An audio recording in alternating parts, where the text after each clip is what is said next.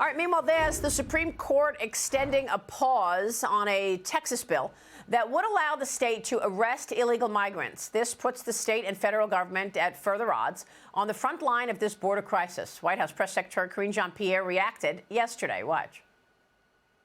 Department of Justice makes clear that SB 4 is flatly inconsistent with the Supreme Court's decision in Arizona v. United States in 2012 and more than a century of additional precedent. SB 4 is just another example of what we have seen from the governor of Texas, Governor Abbott, attempting to politicize what's happening at the border, politicize obviously what's happening with the immigration system.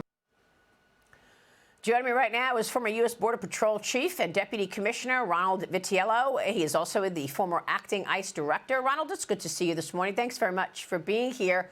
Your reaction to this pause on Texas's efforts to arrest people who break into the country illegally? Good morning, Maria. Thanks for inviting me. Texas is doing more to help protect our border and national security, homeland security, than any other entity except maybe the front line of DHS. And so this ruling by the court to stay the implementation of SB 4 is a setback for sure. But we all know that Texas is going to remain in this fight to protect us. And so we hope that this review goes quickly and the law that they prevail on the law. It's interesting that the White House is now asserting primacy over immigration matters, which is precedent in law, but yet they do nothing to help secure our border, to implement policies that would actually work on the southwest border, that would reduce the flow of illegal migration across the southwest border. They do none of that, but they assert their primacy against Texas, who is doing what exactly? Protecting all of us. The hypocrisy is pretty rich. Yeah, you're right. I mean, it's just incredible. I mean, you know, they try to fight with Texas at every turn. Meanwhile, it was good that Texas got some of these migrants, put them on buses and sent them all across the country, particularly to Democrat-run states and cities, because it opened up the issue for those mayors and governors to deal with so that everybody understands what's happening at the U.S. border. Yeah, Governor Abbott, his team, the Texas Guard, the Department of Public Safety, my hat's off to them because they're helping my former colleagues in the Border Patrol. And then you're right. They brought this problem front and center in the headlines because of the buses to New York, the buses to Washington, D.C., Chicago, Denver, et cetera. And these cities, let's just be clear. These cities are already overwhelmed without what Texas has sent them for migrants. We see the images all over the country, all over the crime and the deaths and the mayhem that these Venezuelan gangs are causing all over the country. That's got nothing to do with Texas trying to secure the border. That is the result of this chaos at the border in which the cartels have operational control. You know, who's a better president than Joe Biden if you're in the Taliban or you run a Mexican drug cartel? He has been a boon to their economy in ways that was unfathomable before this administration. They had the largest, they had the lowest level of illegal activity on the southwest border when they took over, and now we have the worst ever situation on the southwest border. Incredible, and they're taking home billions of dollars, and amazingly, they are the ones, these drug cartels, who are deciding who comes into America and who doesn't. We're showing on the screen as you're talking, 132,000 gotaways have come into the country since October. And by the way, these are the gotaways that we know of. Right? We've seen people come in on surveillance cameras. We know they're here. They got away. We don't know the gotaways that have not been on camera.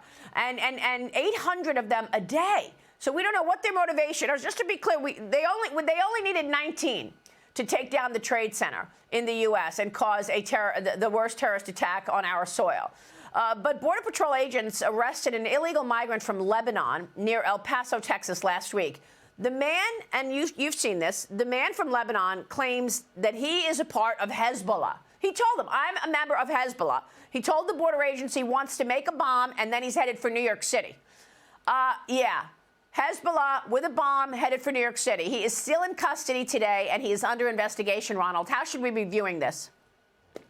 Well, this is the threat that's in the mix, right? Human trafficking, cartels taking advantage of the border. And then inside of all this chaotic flow, you have discrete individuals like this who are coming to do us harm. We are in a proxy war in the Middle East. We are in a proxy war in Europe. And if we don't believe that the Chinese communists, the Russians or Hezbollah is not going to take advantage of the chaos at our border, then you're not paying attention. This is the threat that we all face. You talked about the gotaways numbers. You're right to characterize that. That's just what the Border Patrol saw but could not apprehend. That's not the thousands and thousands that are getting away, that are not being seen by anybody in law enforcement, but are coming to a city and a town near you. And we know that the numbers of young men from China are off the charts since the start of this presidency. And that threat, again, is going to be, we're going to pay for this in ways we are not imagining right now, because they've allowed this chaos to continue at the border, and they sit on their hands and they watch thousands and thousands of people come and get encountered, thousands of people come and get away, and then on top of that, the releases of people all over the country. We see the cities and towns that are suffering from this organized crime that just got here from Venezuela, and all the existing threats, things like Hezbollah, the MS-13, et cetera. That's the problem that we're facing. And when you let 7 to 10 million people come into the country illegally, we're going to pay for this. Yeah, and some people would put the number at 10 million, by the way. But Ronald, it's good to see you. Thank you so much. Ronald Vitiello joining us this morning on that wide open border and its impact.